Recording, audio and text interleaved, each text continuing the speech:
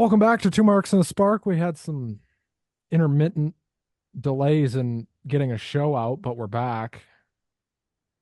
And Great. Russ, we have to talk about, of course, Clash at the Castle alongside a bunch of news that's come out in the last couple of weeks. A lot of it came out yesterday, actually. We got a lot of news yesterday after the show. They did one of their big info dumps that they usually do at these pressers, or they do once every few months at these pressers where we actually get something good out of them. Right. Most of the WWE pressers suck. This one did not because it actually gave us some information we can talk about. Uh, Clash at the Castle, though, Russ. This crowd was insane. Yeah. They were singing songs. They were dancing. They and they ended just about trying to kill someone. So Yeah. full range of emotions there in Scotland, and that's The exactly where they were for the second international Clash at the shows Castle. continue to be very impressive. Interested to see how that Berlin show goes. They got a heavy bar to live up to. Well, we had the intro video that started this thing, and I didn't watch the pre-show, but I There heard it wasn't was any matches. It was all just, talking. video packages and such as that. I did see one little bit of the end of the pre-show where Kevin Owens was wearing a t-shirt with a tie, which I thought was just goddamn fucking hilarious. Yep. And we started this show, and we all thought when this show started with Cody Rhodes versus AJ Styles, okay, we know the finish of the main event now. Right. No, no. Yep. I And thought so too. well, Cody and AJ end up having an even better match than the match they had at Backlash. Because Yeah. if you thought It was that match at good. Backlash was good, this was damn good. And it took Cody Rhodes almost beheading AJ Styles for AJ to say he Yeah. quit. The way it ended was different. I've never seen an I quit match end like that. Cody was going to behead AJ with the stairs. Right. That's literally what he was going to do. He was going to behead him with the stairs. And I was like, I quit. okay. Well, a lot of this match was Cody came out like a house of fire and started beating the hell out of AJ, and then AJ got some momentum. The use of his mother in the crowd, that was a big part of the match too. I don't know about you, Russ, but there was a very brief period there where I was actually asking myself, is AJ going to win this fucking thing? Because Cody was just getting the shit kicked out of him. He got handcuffed at one point. He gets out of the handcuffs, puts the handcuffs on AJ, and that's when Right. he handcuffs him to the rope and almost beheads him. It's hard Match for goes me about. to believe hard for me Go to ahead. believe this is AJ's last match. I don't think it is. I don't think it is either because he didn't go out flat on his back. It kind of gives him a loophole there. He didn't beat me in the middle of the ring. I do think he's going to TNA. That might be a nice place for him to finish up his career if Sooner he rather wants than to. later. I mean, that's where he's got his name, and he's hinted at Yeah. wanting to go back there. So I Well, won't be that's surprised. that's that that is the house that AJ built, I more won't than be any other company surprised. for sure. I won't be surprised if he goes back to TNA on some sort of loan move. You know, New Japan loan Jack Perry. You know what I mean? Like these loan Right. deals happen in wrestling, and AJ going on a loan to TNA where WWE pays his salary or at least a majority of it, Yeah. and he just works TNA. That's kind of what I see happening there. Um, but I don't think he's done in WWE necessarily, but I think we're not going to see him for a while. I think he's going to go work TNA and probably feud with the Hardys. That would be my guess. Oh, yeah. Uh, because Jeff Hardy's there now, Matt Hardy's there now. They're both in TNA. It's seemingly long term. So the next match, I did not like as much, and oh my god, I'm sick of Jade Cargill. This three-way Elba Fire, Isla Dawn, Shayna Baszler, Zoe Stark, all challenging Bianca Belair and Jade Cargill for the women's tag titles. This sucked. This match was the weakest one on the card for sure. I was No, glad that the Scottish team was able to get there.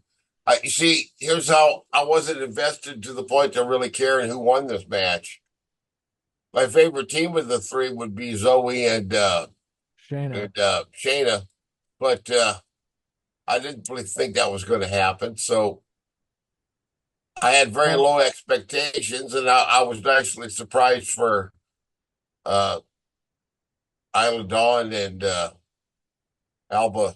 Is it Fire? Alba Fire, yeah. Well, this match ends with a clusterfuck in the corner, and that's the best way I know how to describe it. That ends in Jade taking a German, and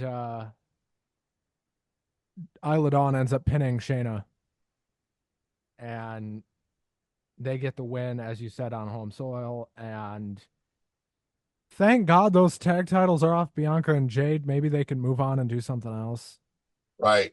because that tag team has just not worked for me, or I don't think Well, I anyone. just had an idea it had to be a transitional thing, you know. Well, not only that, but Jade's not over, and Bianca is, but Bianca's been over. Bianca's always going Right. to be over. Got to I figure don't, out a way to get Jade over in singles. I don't like Jade Cargill. Yeah, I She's know. never been over with me. She probably never will be. I like Bianca well enough. Bianca's great. I mean, Bianca's consistent. That's the one thing you can say about Bianca Belair for however much you may or may not like her gimmick. She is consistent and she has good matches and she's always there. And she's not in that spot for nothing. She's a very good worker. So, you know, Yes, very true. anyway, we moved on to something much better, which was Chad Gable versus Sami Zayn for the Intercontinental title. I could talk for 10 years about this match, I'm pretty sure.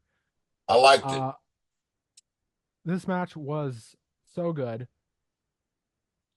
This thing starts by Gable coming out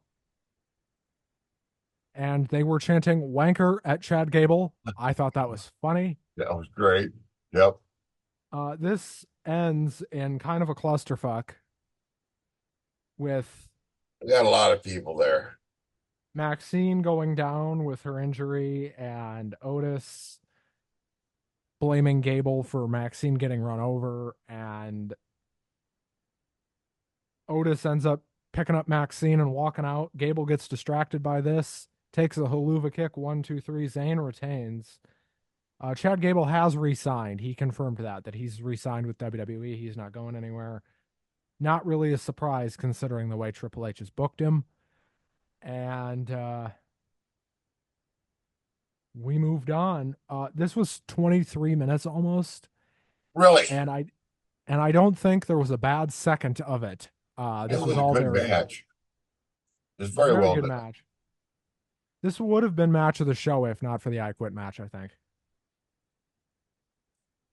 Then we had Piper Oh, Niven Chad challenging. Gable's just he's just one of the best in the business, I think. Oh, he's fantastic.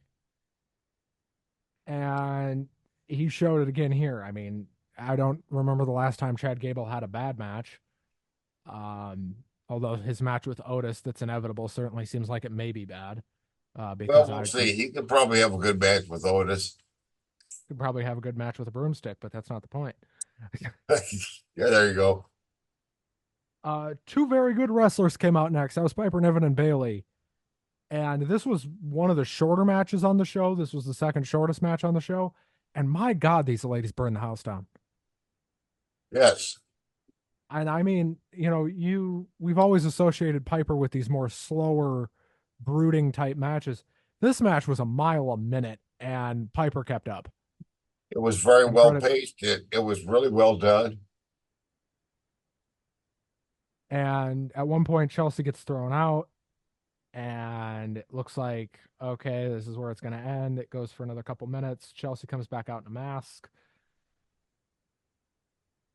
Right, Bailey wins off a crucifix bomb. right. And my God, did that look like it hurt? It did. It did. It, like, They both holy looked good hell. though. They had a good match, you know. And Bailey again, just doing what Bailey does best, which is going out there and having one hell of a match. Yes. I I don't know how else to say it. How many times can we say that about Bailey, where she just goes out there and just kind of does what she has to do, has a really fucking good match, and away we go. And You're dependable. Bailey is one of those talent that really should have main evented a pay-per-view by now on the main roster. Like, if I told you Bailey was wrestling in the main event of a premium live event, I don't think you'd be that surprised. I think you'd just be like, yeah, that makes sense. Makes sense. Like, I don't know why she hasn't, but she hasn't on the main roster. She did in NXT when she had that Iron Woman match with Sasha Banks. It's still one of the greatest Yep. women's matches I think ever. Oh, that's classic. Um, That was the match of the year, whatever year that was. yeah, it was 2000.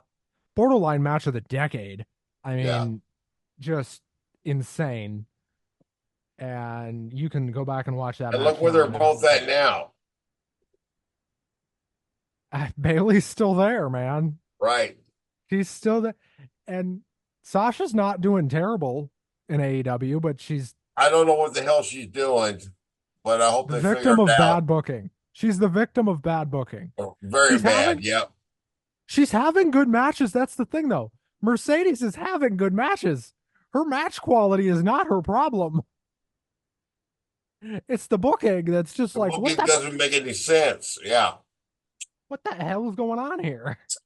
Imagine that.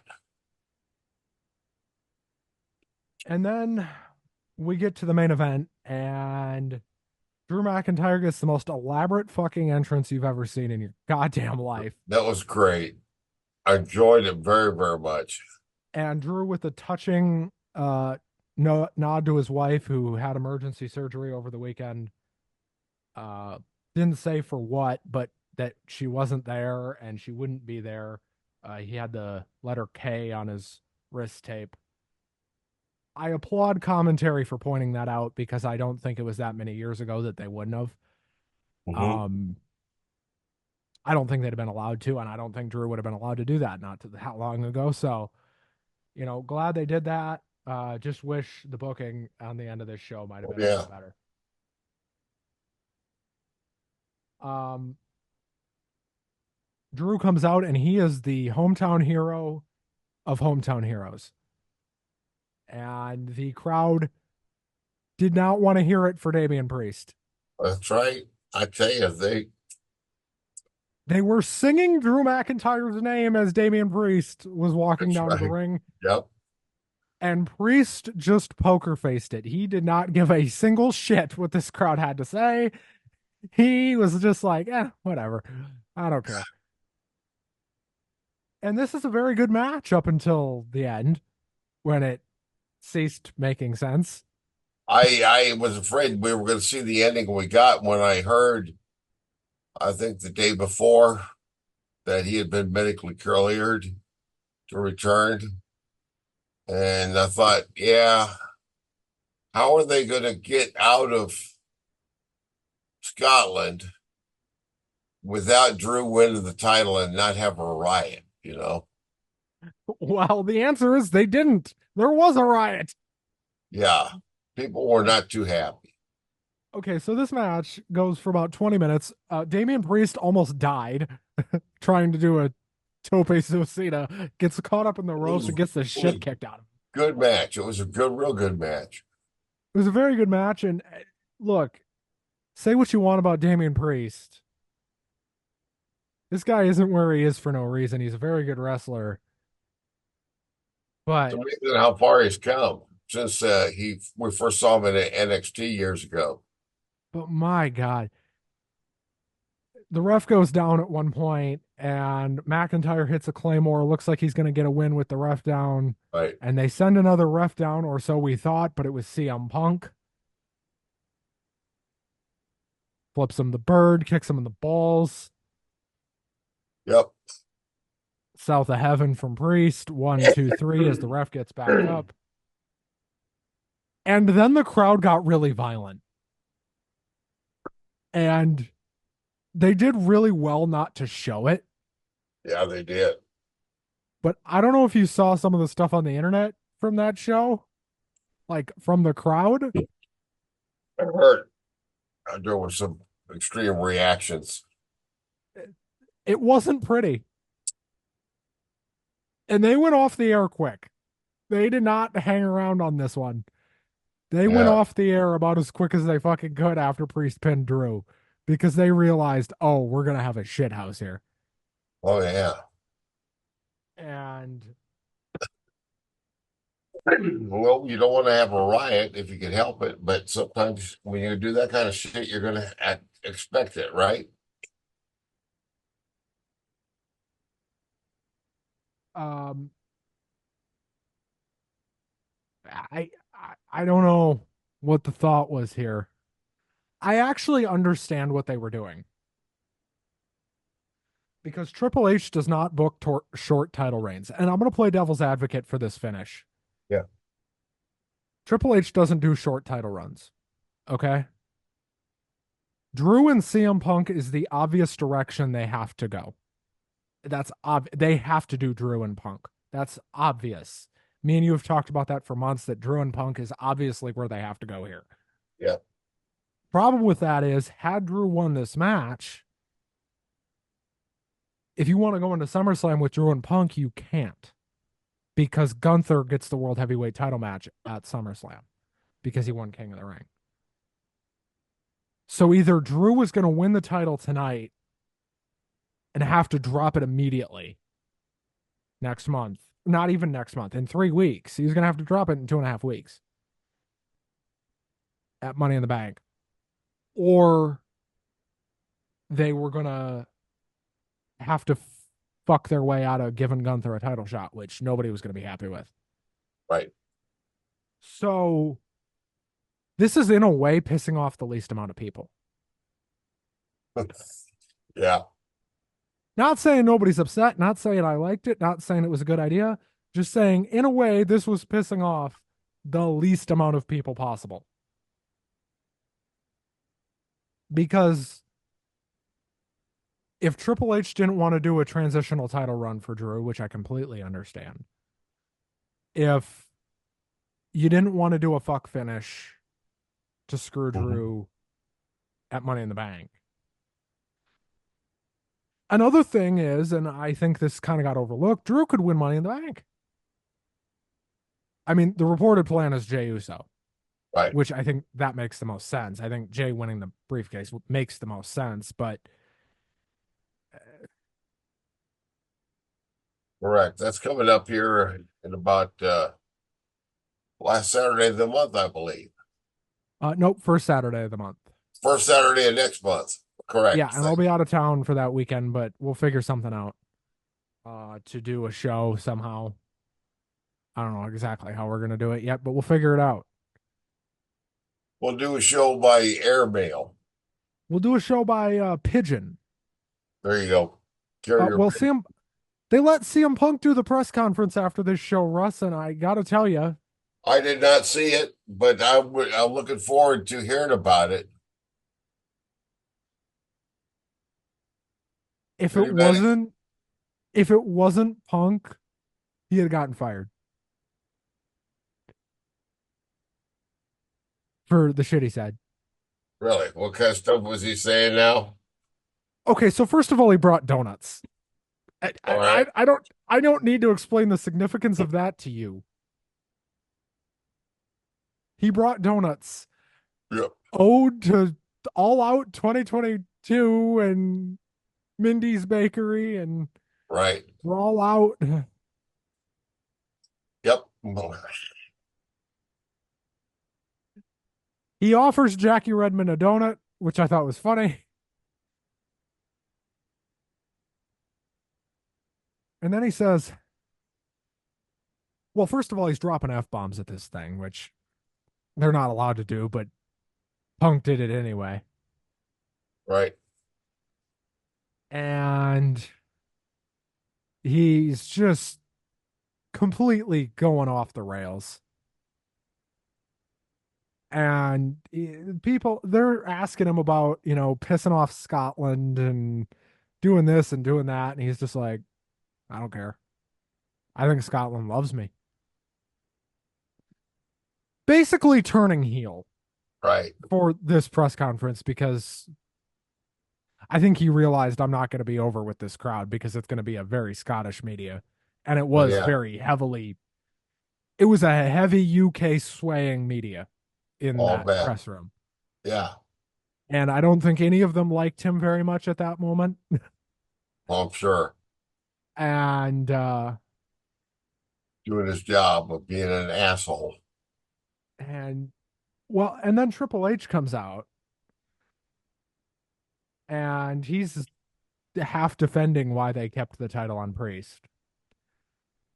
And somebody, Denise Salcedo, who I like a lot, does a lot of really good work for Fightful and all that, has the balls in this press conference that is very WWE media heavy and very WWE swaying and very pro WWE media room.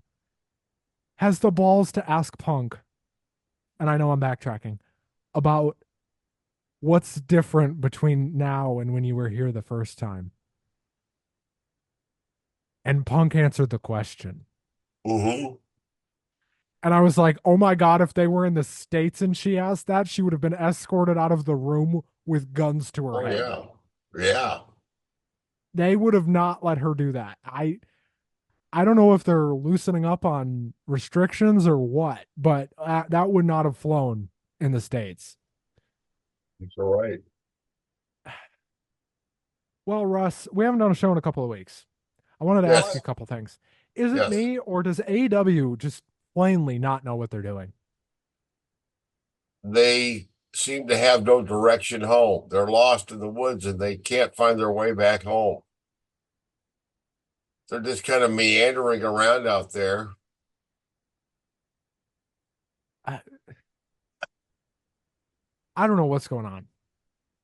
I don't know what happened,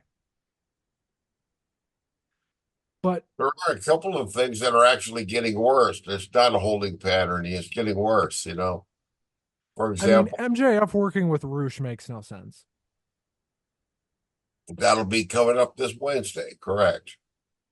But why? Why is he working with Roosh? Exactly. What's the history? We have no reason to see why the beef. Why did he start something with MJ? We don't got a clue, but apparently it doesn't matter because they don't tell us, so we're not supposed to care, I guess. Will the match be good? 99% yes. Yeah, I'm pretty sure that match will be very good. That is but not the problem here. does it move Dynamite forward any? No. That's the point. You know, they're not going anywhere. They're spinning their wheels at best. It doesn't feel like they're falling apart per se, but it feels like they're stuck in the mud. The sky isn't falling because they're not in financial trouble. If they were in financial trouble, that would be one thing. They're not. They're doing very well financially. They're making the most money they've made in 5 years. There is no fear of them going out of business. That is not the issue here. AEW will not go out of business unless Tony Khan pulls the plug. It's the But creative side of things. the creative side is fucked. Yeah, it's And bad. I don't know how you fix it because the smart move here would be to hire Scott Demore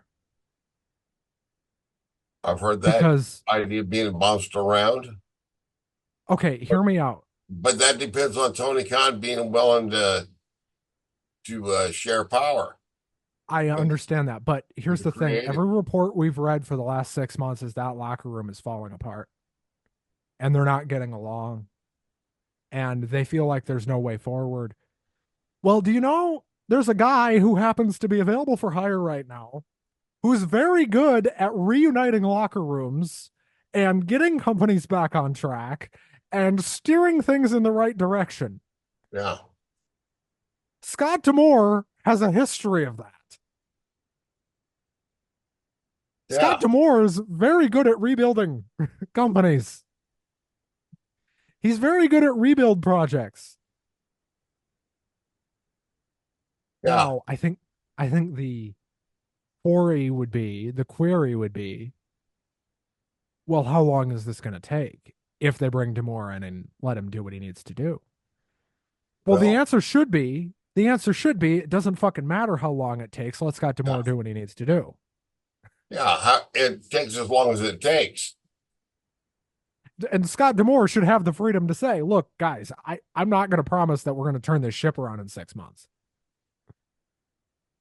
It may take us 3 years, but guess what? We'll turn the ship around. Yeah, Stay with me, you know? Because here's the thing, I don't think they lose the Hardys if Scott Demore is in charge. I don't think there's these I reports think of this. I thought both the Hardys were already gone. They are, but I don't think They're it happens. in I don't think that TNA. happens. I don't think that happens if Demore is there, because I Right. think Scott Demore says, "Look, guys, I know shit ain't great right now, but give me another year. Give me one more year. Give me 6 months. Sign a 6 month extension and let me show you how good things can be in 6 months. We'll do this, we'll do that, whatever you got to do, whatever makes sense." Yes. Will Ospreay loves Scott Demore. That's publicly known. And Will Ospreay is a guy that they should be looking to build around. So if you're, Definitely. He's got to be one of the main guys building for the future. you know, if you want to look at this as a sports team, you know, and Scott Demore is the manager, I don't think there's a better manager for this company right now. You know, AEW needs a new voice at the top. That's unquestionable. Correct. And I think it may need to be multiple voices. I think it may need to be two or three. I think it may need to Somebody be, with a little bit more charisma than like Marvez, right? no, somebody that, here, I think it needs to be somebody like Scott Demore Yeah. with somebody like a Brian Danielson.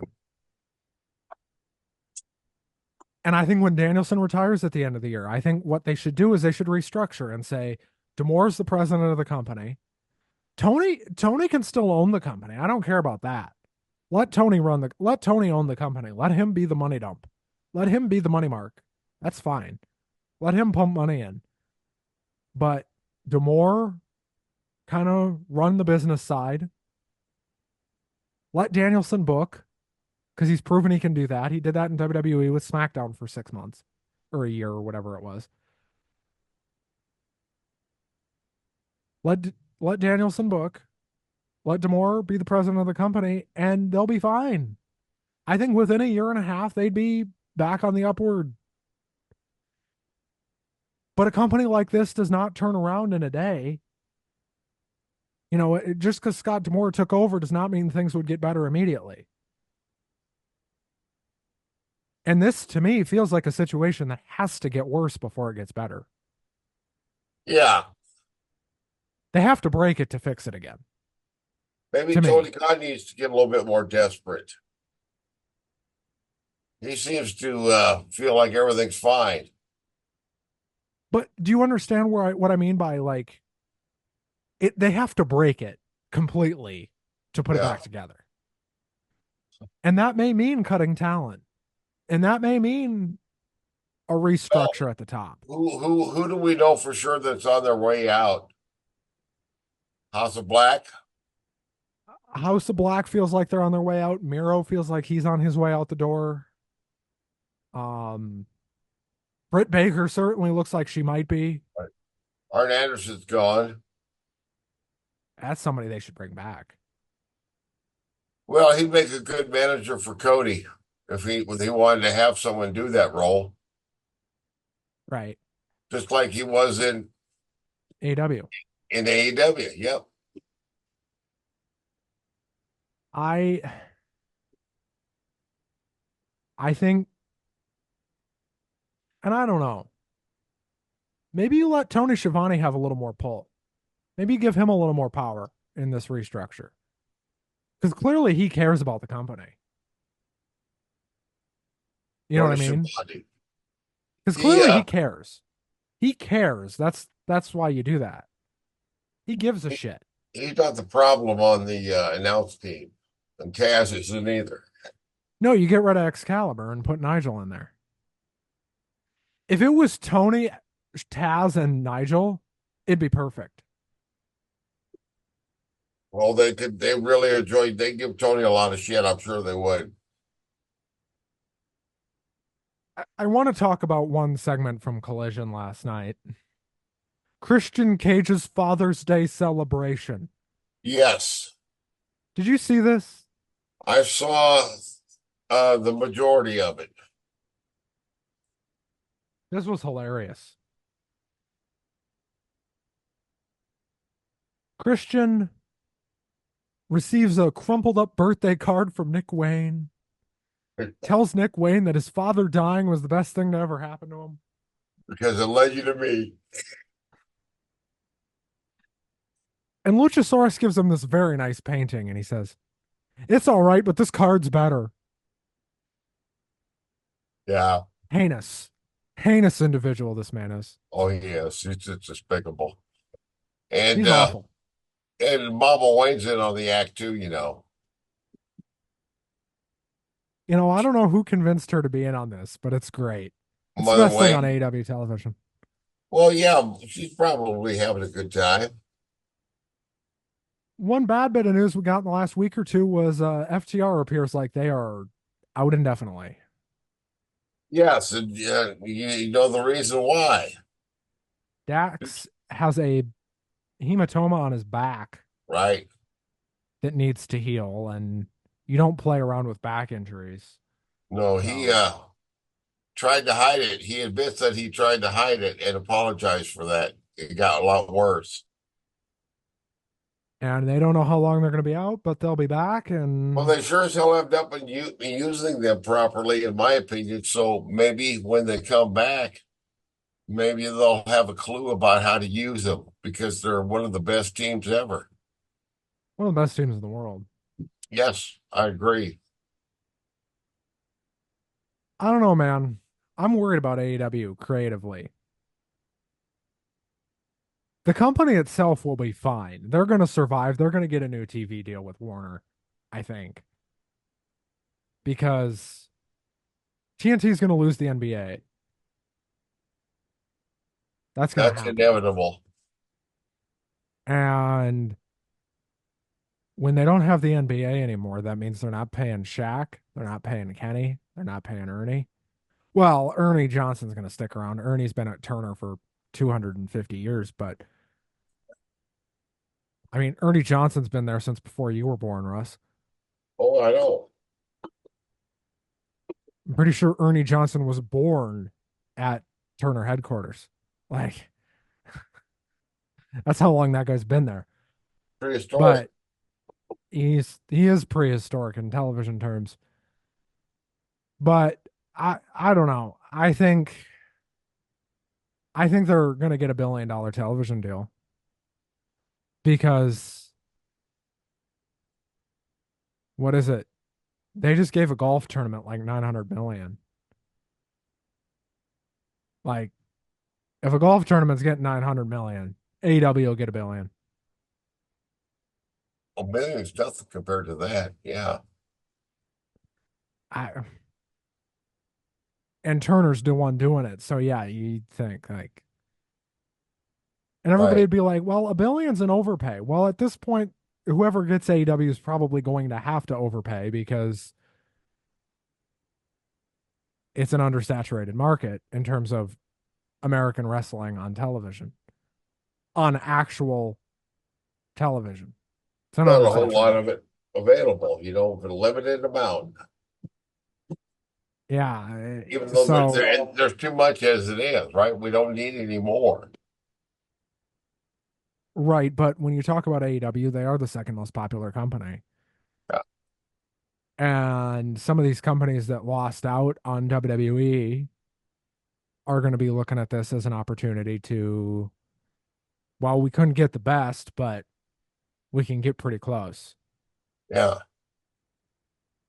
And I think somebody will overpay. I think it'll be Turner. I think they'll give him $1 billion. And I think